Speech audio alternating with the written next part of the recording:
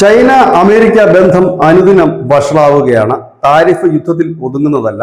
ഏതായാലും ഇപ്പോൾ അമേരിക്കയുടെ സോയാബീൻ അടക്കമുള്ളവയ്ക്ക് ചൈന ഏർപ്പെടുത്തിയ ഉപരോധം ഇപ്പോഴും തുടരുന്നു. അതിനിടയിലാണ് ചൈനയുടെ ബദ്ധശത്രുവായ തായ്വാന് കൂടുതൽ ആയുധങ്ങൾ നൽകാൻ ഒരു നീക്കവുമായി അമേരിക്ക രംഗത്തെത്തുന്നത്. $11.1 ബില്യൺ ആയുധ കച്ചവടവുമായിട്ടാണ് ഇപ്പോൾ തായ്വാനും അമേരിക്കയും തമ്മിൽ ഒരു കരാറിൽ ഒപ്പിട്ടിരിക്കുന്നത്. ഇതിന്റെ ഒരു പ്രത്യാഘാതം എന്ന വണ്ണം ഇപ്പോൾ ചൈന ഒരു ഉപരോധം പ്രഖ്യാപിച്ചിരിക്കുന്നു. അമേരിക്കയുടെ 20 ആയുധ കമ്പനികൾക്കും 10 മുതിർന്ന എക്സിക്യൂട്ടീവുകൾക്കും എതിരെയാണ് ഉപരോധം പ്രഖ്യാപിച്ചിരിക്കുന്നത്. ചൈന പറയുന്നത് തായ്വാൻ തങ്ങളുടെ പരമാധികാര പ്രദേശമാണ്, അതിന് ആ വിഷയത്തിൽ ഏർപ്പെടുന്ന ആർക്കും ഉടനടി തങ്ങൾ മറുപടി നൽകുമെന്നാണ് വിദേശകാര്യ മന്ത്രാലയം പറഞ്ഞിരിക്കുന്നത്.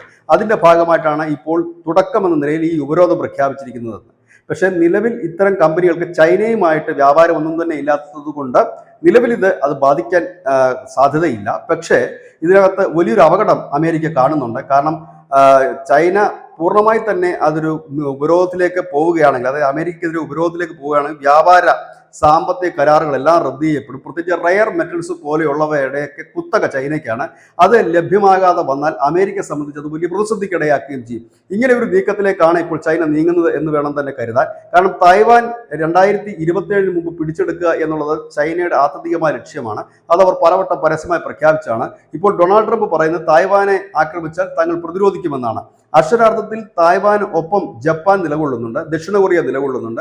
അതിനൊപ്പമാണ് ഇപ്പോൾ അമേരിക്ക കൂടി നിലകൊള്ളുന്നത്. അതായത് ആയുധം മാത്രമല്ല, വേണ്ടി വന്നാൽ തങ്ങൾ തന്നെ രംഗത്തെത്തും എന്നാണ് ട്രംപ് കഴിഞ്ഞ ദിവസം പറഞ്ഞത്. ഇതൊക്കെയാണ് ചൈനയെ ചൊടിപ്പിച്ചിരിക്കുന്നത്. ഏതായാലും ചൈന ഒരു സാമ്പിൾ വെടിക്കെട്ടെന്ന നിലയിലാണ് ഇപ്പോൾ ഈ ഉപരോധം പ്രഖ്യാപിച്ചിരിക്കുന്നത്. ഇനി വരും ദിവസങ്ങൾ എന്താകും എന്നുള്ളത് കാത്തിരുന്ന് നമുക്ക് കാണേണ്ടതായ കാര്യമാണ്. ന്യൂസ് ഡെസ്ക്, ന്യൂസിന്റെ മലയാളം.